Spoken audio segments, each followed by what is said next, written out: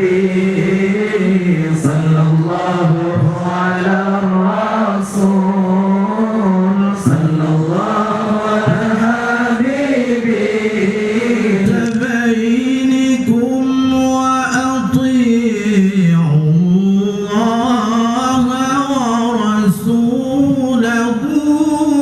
إن كنتم مؤمنين. Bapak dan Ibu sekalian saya muliakan, ini adalah agenda DPR Kota Banda Aceh yang setiap tahun kami laksanakan untuk mendekatkan hati kami dengan seluruh masyarakat Kota Banda Aceh. Kami melaksanakan zikir akbar, kami melaksanakan maulid Nabi besar Muhammad SAW adalah bahagian dari agenda kerja DPRK Banda Aceh.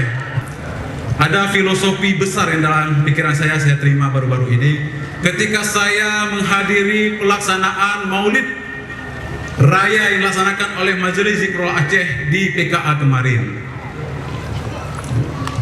Saya melihat ketika acara yang melibatkan 20.000 orang atau lebih, menyantuni 3.000 anak yatim atau lebih, bisa terlaksana dengan sukses, dengan baik, dengan luar biasa sekali.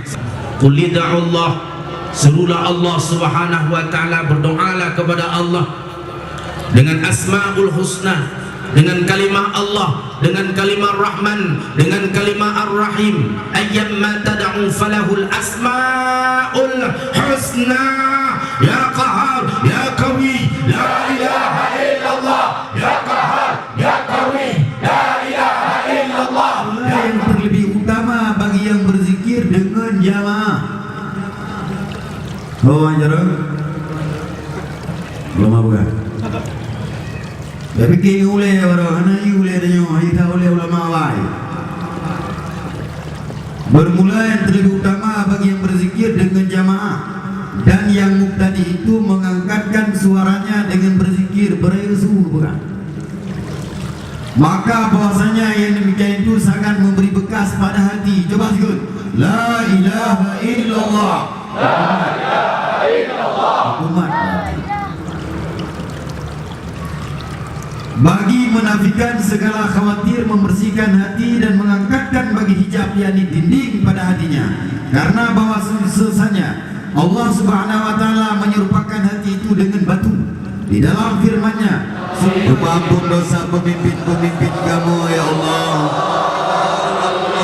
ampun dosa gubernur, wakil gubernur, dosa DPRA, anggota DPRA, dosa-dosa pejabat yang mengatur bumi Aceh ini, dosa wali kota, wakil wali kota, ketua DPRK, anggota DPRK, dosa-dosa bandung pejabat, bandung pemimpin bumi Acehnya, bandung dosa rakyat Aceh, masyarakat Aceh, umat Sayyidina Muhammad, dosa kedua orang tua kami, nenek kakek kami, semuanya Engkau ampuni dosa ya Allah.